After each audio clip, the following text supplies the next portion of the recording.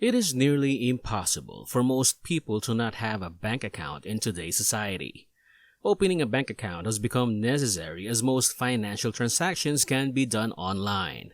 There are various places to store money today, such as banks, online wallets, etc.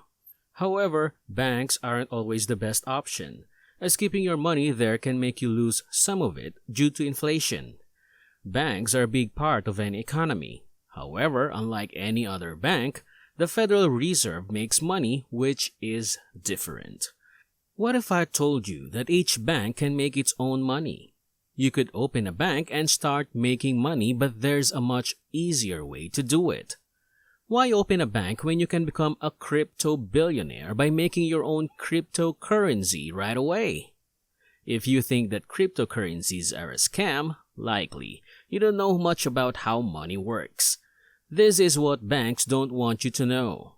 It could mean the end of the whole financial system if you did. People in the United States are lucky that they don't understand how our banking and the monetary system work.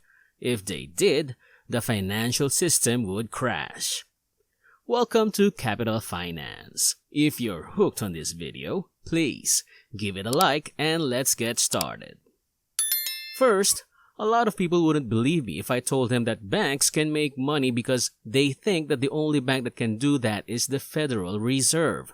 Thus, each bank can make a money to a certain extent, based on how much money customers deposit in that bank. Make a $1,000 deposit at your local bank and you'll ask, what will they do with the money I've saved? When the bank can't pay you even a small percentage, it gives the money to someone else who needs it to buy a property or a car and earns a lot more money than you get back.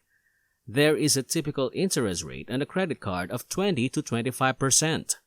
That's a lot more money than you'll get from the bank. The bank won't tell you where your money will go, which is the point. Suppose your cash is still in the bank. Is it possible that the bank might have taken it to lend to someone else without your permission if your money is there? People use the term fractional reserve banking when talking about this type of banking. Banks are only allowed to keep 10% of their deposits. This encourages them to lend. If you deposit $100, the bank will make another $90 and loan it to someone else, making $190. Almost in the blink of an eye, $90 came nowhere. Second, now that we've established the banks can make money from your deposit and lend it to someone else, let's talk about who these banks typically lend your money to. The lower the rate you get, the more money you will have in your pocket. Keep in mind that banks are not non-profit organizations.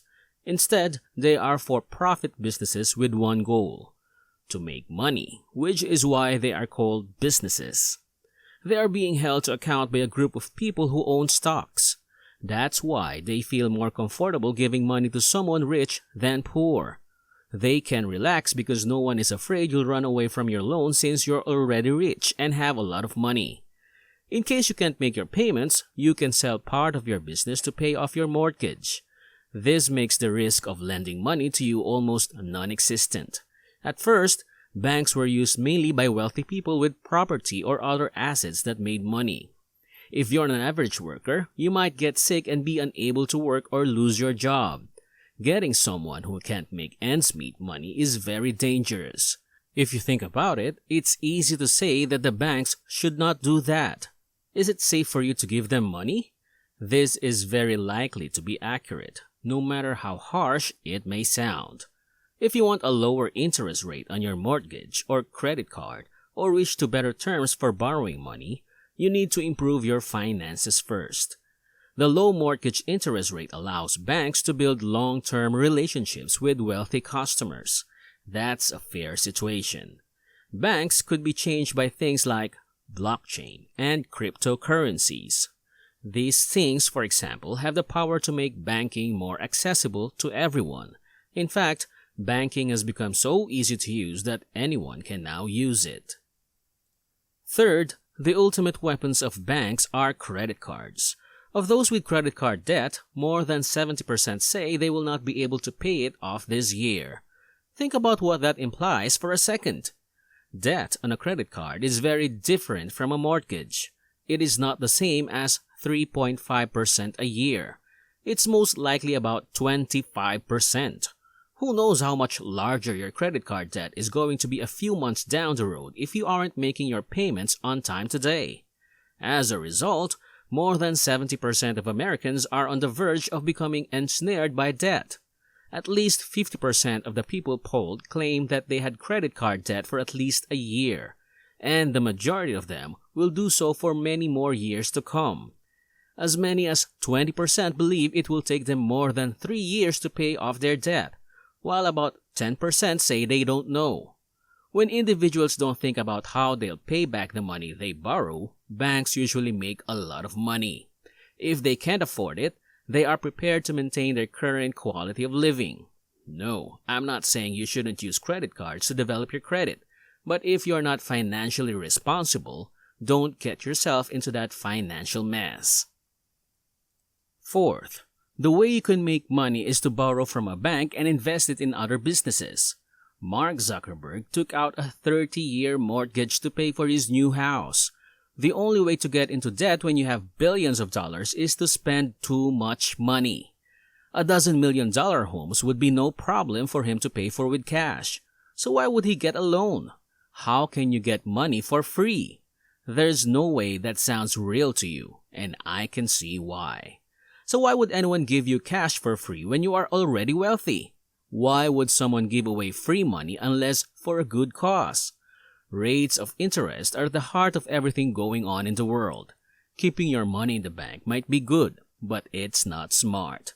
The interest on your money will not even keep up with inflation, so you'll lose money. It's the other way around. Many people in the United States call it free money if you borrow money at a lower price. The cost of goods goes up. When Zuckerberg took out a loan, the interest rate was a little more than 1%. It is terrible for the bank because the mortgage rate is lower than the cost of living. As long as you can do the math. Let's say that you want to get $2 million in loans at 1.5%. Before the pandemic, the average rate of return on a savings account was 2.5%.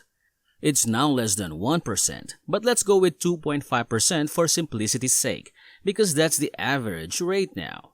Depositing the $1 million in another bank will make you $50,000 a year, while the bank that loaned you the money will get $30,000 a month or 1.5%. Take into action how much more you could do with $100 or $1 billion. To keep your own money in the bank is a waste of time and money when you can borrow it for free. This, of course, doesn't make sense when you're dealing with small amounts of money because the difference is so tiny. However, if you're dealing with a lot of money, even a small bet of 0.5%, 1.5%, or even 3.5% could pay off. Lastly, you should not keep your money in a bank. How much money would you get back if you were to put your money in a bank? HSBC, one of the world's biggest banks, has a rate of less than 1%. If interest rates are low, there are still some places that will give you a better rate. It's good to think about. Your money doesn't rise by more than 1% because of inflation. Every year, the value of your money goes down.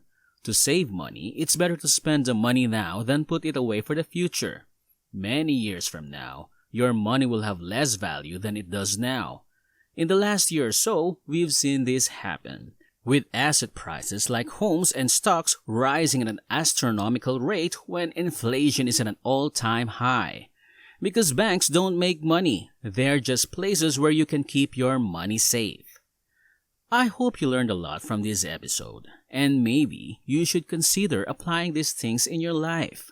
Don't forget to like this video and comment your thoughts below. If you want to watch more of these videos, consider subscribing to this channel and click the notification bell to get updated on my latest uploads. See you next time!